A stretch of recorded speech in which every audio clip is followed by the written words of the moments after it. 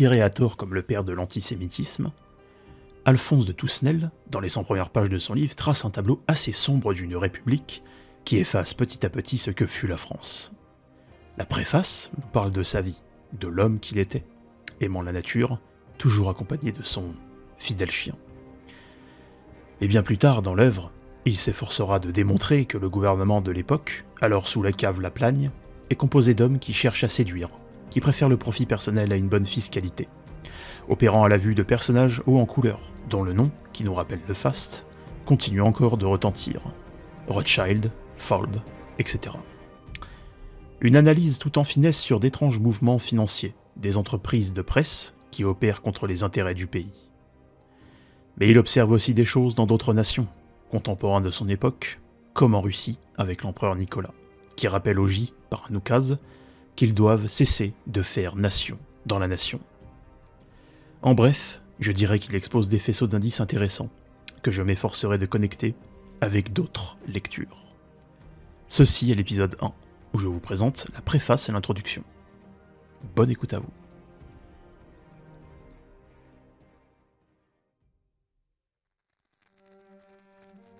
Avant d'aller plus loin, je vous propose un exercice.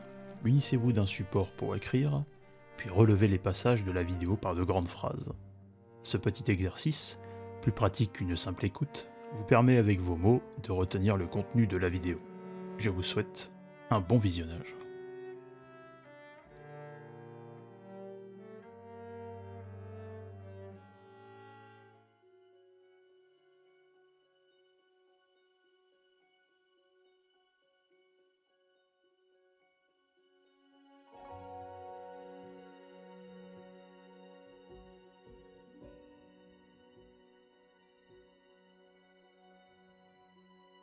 Épisode 2. Le monopole financier des marchands du Temple. Pour l'auteur, il n'y a aucun doute. Le plus grand responsable des monopoles d'argent en France, déjà à l'ère de Napoléon, mais aussi à l'ère de Louis-Philippe, sont majoritairement des personnages appartenant à la religion J. Ou plus précisément à une déviance cléricale, comme celle avec des fanatiques, reproduisant les dires de Saadir Gaon à propos de Yahvé, disant que, puisque c'est un dieu anthropomorphe, ils ne doivent pas user de leurs mains.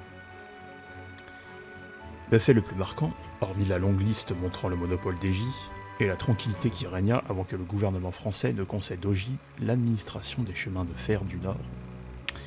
Et disons que même si certains J occupaient des fonctions que la noblesse voulait bien leur attribuer sous l'ère médiévale, par rapport à aujourd'hui, il y régnait une existence où les valeurs étaient quand même un peu plus proches de celles du Christ, qui abomine, lui, l'usure, un marqueur de ses affairistes. Évidemment, on n'est pas proche du Christ, hein, mais plus proche. Hein. Bon, de toute façon, on ne sera jamais aussi proche que lui. Hein. On essaye à chaque fois d'être comme lui, mais c'est très compliqué. Bref. Autrefois, chaque citoyen pouvait librement circuler, sans payer tribut sur, je cite, le pavé du roi. Aujourd'hui, on demande un tribut. Et évidemment, c'est un peu ce que craignait Louis XIV face à Richelieu dans le livre de Bainville, ou des grosses fortunes qui privatisent. Mais les Templiers furent les premiers en Occident à établir des systèmes que je qualifierais de proto-bancaires, où la toile à tisser entre les banques, pour un fonctionnement optimal, existe probablement à cette époque, à des niveaux normaux par rapport à la technicité de l'époque. Alors déjà, il y a une répétition. Et ce que je voulais dire, c'est que face à Louis XIV, on a eu donc Bainville qui explique dans son livre Histoire de France que quand Fouquet est encore au pouvoir, en manette, et que Louis XIV arrive, Louis XIV a peur de cet homme parce que Fouquet a beaucoup d'argent, beaucoup de moyens. Et c'est ce qu'il dit c'est ce que Bainville relève dans son livre. Bref, continuons. Un Allemand dont le nom n'est pas écrit dira même ceci à propos du tribut. Je vous laisse lire. Faites pause si vous voulez. Lorsque certains J usuriers ne souhaitent pas une guerre, car la paix sied mieux à ses intérêts, ou à leurs intérêts plutôt, les banques, vieilles institutions du XVIe siècle, et évidemment je fais encore une petite coupure, mais là j'aborderai la résurgence des grandes banques entre guillemets, qui gèrent à Lyon vers le XVIe, XVe siècle, avec un nom qui ressort, celui des Salviati. Et on parle là de la Renaissance, pas de l'époque plus médiévale des Templiers, qui forment, je suppose, des proto-banques, comme je vous l'expliquais un petit peu plus haut.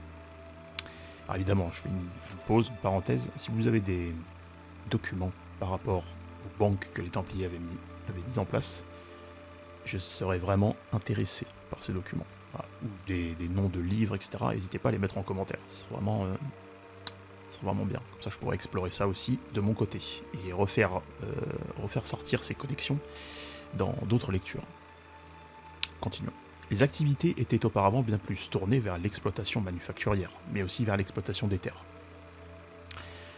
Il y avait d'ailleurs, dit l'auteur du livre, que je cite, au XIIIe siècle, une opacité des flux qui rendait nerveux les cénacles visés.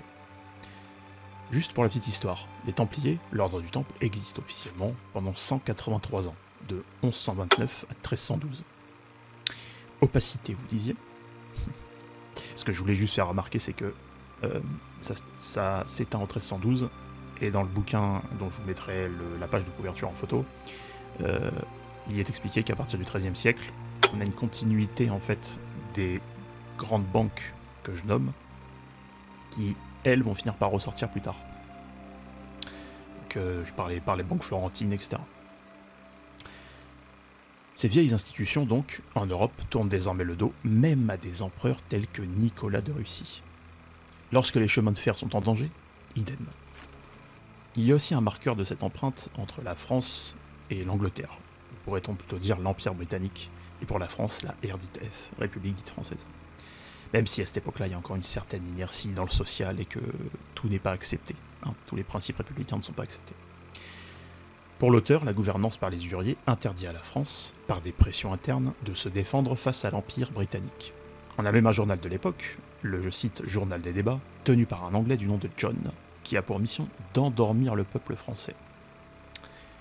L'autre nom du journal, qui courait à l'époque, était celui du journal officiel des J, je cite. Rien que ça. Voyez donc les déboires des deux grandes puissances, dont la xénocratie d'argent enrégit le fonds de commerce.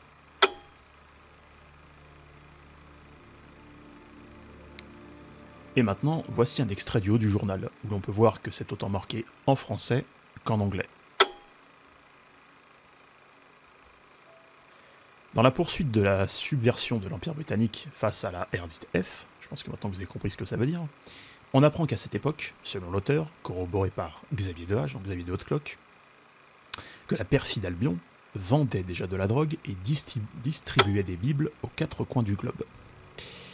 Petite pause, si vous n'avez toujours pas compris, les élites JS usent de leur influence pour établir des monopoles financiers, leurs intérêts de caste ne s'alignant pas sur ceux des grandes civilisations qui ont bien voulu les accepter.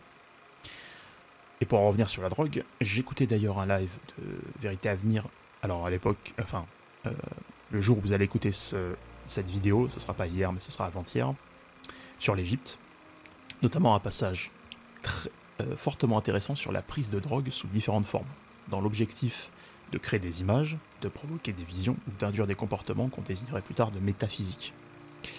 Alors évidemment là, à l'heure actuelle, j'ai pas encore le passage, donc si Vérité à venir veut rajouter un commentaire en plus en dessous de cette vidéo par rapport à ça, évidemment il est bienvenu.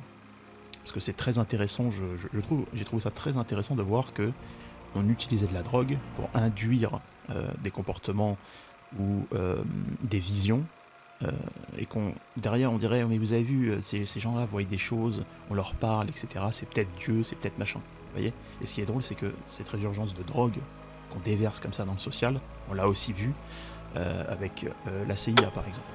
Hein,